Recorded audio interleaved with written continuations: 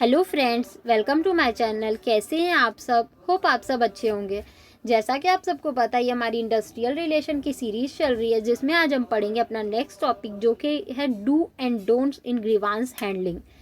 Grievance handling में आपको कौन कौन से काम करने चाहिए और कौन कौन से काम नहीं करने चाहिए, आज हम इस वीडियो में उस बारे में पढ़ेंगे।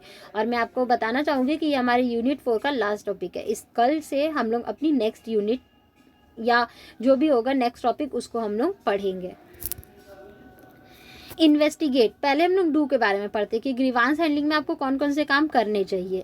Investigate and handle each case as though it may eventually result in arbitration. हर एक सिचुएशन को अच्छे से इन्वेस्टिगेट करना चाहिए और हैंडल करना चाहिए। Visit the work area of grievance, जहाँ पे ग्रीवांस अराइज हुआ है वहाँ पे जाकर आपको उस एरिया को इन्वेस्टिगेट करना चाहिए कि वहाँ पे ऐसी क्या कमी रह गई थी जिसके वजह से एम्प्लॉयज़ के अंदर डिससेटिस्फेक्शन अराइज हुआ है।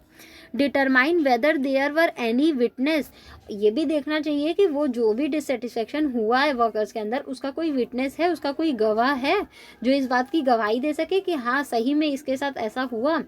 Examine the grievance personal record, grievance personal record, जिसके साथ भी ये प्रॉब्लम अराइज हुआ है उसका पर्सनल रिकॉर्ड हम लोग को लेना चाहिए, उसको एग्जामिन करना चाहिए।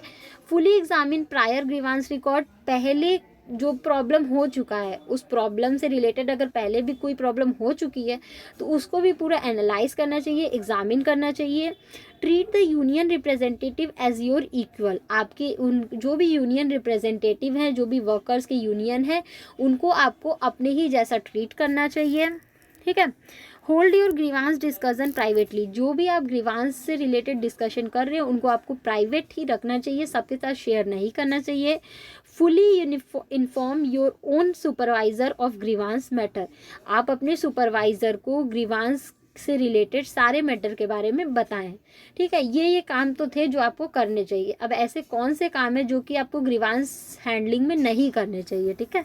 डोंट्स है, hold back the remedy if the company is wrong, अगर कंपनी गलत है तो उसके रेमेडी को होल्ड बैक करना, ये आपको नहीं करना चाहिए। Admit to the binding effect of a past practice, आपके पास्ट में भी अगर ऐसा कुछ हुआ है तो उसको छुपाना नहीं चाहिए। Relinquish to the union your rights as a manager, bargain over items not covered by the contract, मतलब अगर किसी भी तरीके का कोई आइटम छूट गया है तो उसको आपको छुपाना नहीं चाहिए। Give long return grievance answer, grievance का जो भी प्रॉब्लम का आपको बहुत लंबा लंबा आंसर लिख के नहीं दे देना चाहिए।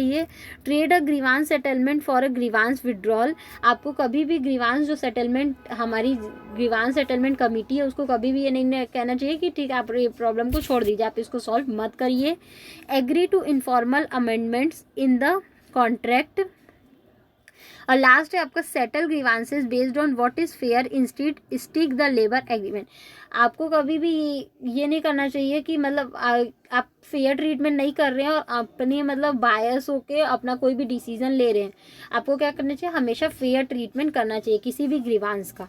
होप आपको ये टॉपिक समझ में आया होगा कि आपको ग्रीवांस हैंडलिंग में कौन कौन से काम करने चाहिए और कौन कौन से काम नहीं करने चाहिए। तो बेसिकली ये टॉपिक हमारा यहीं तक था। होप आपको ये टॉपिक समझ में आया होगा। फिर भी किसी को कहीं कोई भी प्रॉब्लम हो तो आप मुझे कमेंट सेक्शन में कमेंट करके पूछ सकते हैं। Thank you so much. Please like, subscribe and share my channel. किसी को इस सब्जेक्ट या किसी भी सब्जेक्ट के नोट्स चाहिए तो वो मेरा डिस्क्रिप्शन बॉक्स चेक कर सकता है। Thank you.